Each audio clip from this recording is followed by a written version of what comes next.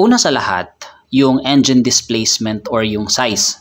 Okay, so sabi dito, dapat daw greater than or equal to 1,200 cc or 1.2 liters. Hi guys, so for today, i-discuss lang natin kung pwede bang ipasok sa Grab si Kia Sonet. Okay, kasi meron tayong mga tropa dyan na gustong i-maximize yung kanilang paggamit ng sasakyan. And one way to do that is magpasok nila sa Grab. Okay? And syempre, dagdag kita na rin para dagdag sa panghulog. So, para masagot natin yan, let us look at the Memorandum Circular Number 2015-004 ni LTFRB. So, i-discuss natin isa-isa yung mga nakapaloob dito na qualifications para na sa ganun, yung isang sasakyan ay masabi nating pwede sa Grab. Una sa lahat, yung engine displacement or yung size. Okay, so sabi dito, dapat daw greater than or equal to 1,200 cc or 1.2 liters. Dapat 1.2 liters mataas. And si Kia Sonet guys ay 1.5 liters or exactly 1,497 cc. So pasok na pasok, okay, si Kia Sonet sa engine displacement. And then next natin guys is yung dimensions, no?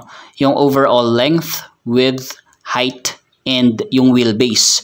Yung wheelbase guys, yung layo nung dalawang center ng gulong sa isa't isa. Okay? So sabi dito, yun daw mga dimensions na nabanggit must be greater than or equal to, sa length dapat 3,990 mm, sa width dapat 1,625 mm or more, sa height 1,455 mm or more, and then sa wheelbase 2,405 mm or more. So mapapansin natin, based sa brochure ni Kia Sonet, ang length niya ay 4,110 mm. Okay, so lampas pa doon sa required. So sa width naman 1,790 mm, lampas din sa required. Sa height 1,642 mm, so lampas din. And then yung wheelbase is 2,500 mm. So ibig sabihin, kung babatayan natin yung dimensions ni Kia Sonet, talagang pasok na pasok siya kung ang pag-uusapan natin ay yung dimensions. Okay? So check yan. Next tayo, ito yung safety features. Okay? So sabi dito, first, the car must have the following. Seat belts. Kailangan front niya is 3-point and rear is 2-point seat belts, no? And then based dito sa brochure ni Kia Sonet Philippines, ayan, no? Front seat 3-point ELR, okay? And then second row yung rear seat ay 3-point din, no? ELR. So ibig sabihin talagang in terms of the seat belt requirement, pasok na pasok si Kia Sonet. Next is the front SRS airbags. Dapat daw dalawa. Meron sa driver and meron sa passenger. And of course, based pa rin dito sa brochure ni Kia Sonet, it has dual airbags, no? Meron siya sa driver and meron siya sa passenger. So pasok. Third is the third brake lamp. Ito yung high mount na brake lamp doon sa likod ng kotse para kapag ka nagbe-brake yung sasakyan, kahit na ang sumusunod sa iyo is truck na medyo mataas, talagang makikita ka. So as we can see, si Kia Sonet ay meron siyang third brake lamp. So pasok. Next, side impact beams. So kung titingnan nyo guys yung gilid ni Kia Sonet, it has an integrated built-in side impact beams, no? So pasok siya. Next is the hydraulic system. Okay, hydraulic brake system. And one quick search sa internet guys would reveal na most modern cars daw, katulad ni Kia Sonet, ay gumagamit ng hydraulic brakes. Okay? And then sa brochure makikita natin guys, no, na si Kia Sonet sa lahat ng variants ay mayroong disc brakes front brake and rear brake ay parehas discs. So talagang sabihin natin na sobra-sobra pa sa required. Okay, so child safety lock, kailangan meron din yan, no? And then as we know, based dito sa Philippine spec na Kia Sonet, sa brochure, meron siyang child lock as standard sa lahat ng variants. And last but not the least, remote luggage trunk opener. And alam naman natin guys, based sa mga review na nagawa ko last time, meron talaga siyang remote luggage trunk opener si Kia Sonet. And then of course, isa sa mga pinaka-importante, body types allowed. Okay, so hatchback, allowed yan as long as yung mga dimensions and displacement ay na meet yung requirements, no? Sedan, compact or subcompact SUV, mid-sized or premium SUV, pasok yung mga yan.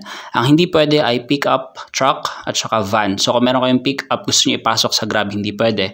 Pag meron kayong van, gusto niyo ipasok sa Grab, hindi daw pwede. Okay, as per the memorandum circular. So tingnan naman natin. So Kia Sonet is a subcompact SUV. Okay, so ibig sabihin, pwede si Kia Sonet because it falls under that category dun sa body type na SUV or mini SUV for that matter.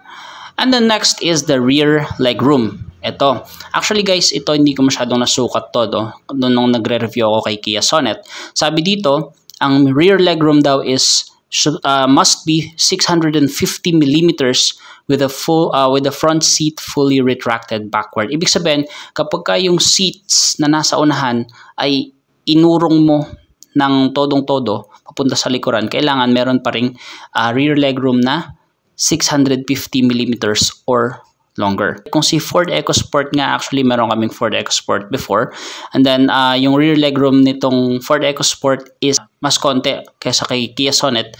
And kung yun yung pagbabatayan natin, and then si Ford EcoSport actually nakapasok siya, pwede siya sa Grab. And then much more itong si Kia Sonet kasi nga mas malaki or mas maluwag yung likod, yung rear legroom ni Kia Sonet kaysa kay Ford EcoSport.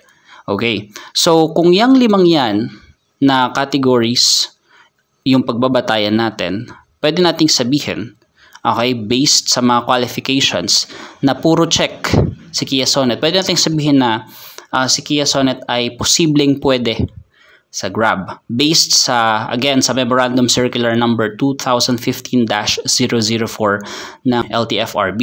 Okay, pero ayan ay depende pa rin, ano? So I think the best way para malaman nyo kung gusto nyo talaga na malaman kung si Kia Sonet ay pwede sa Grab is magtanong kayo sa mismong Grab.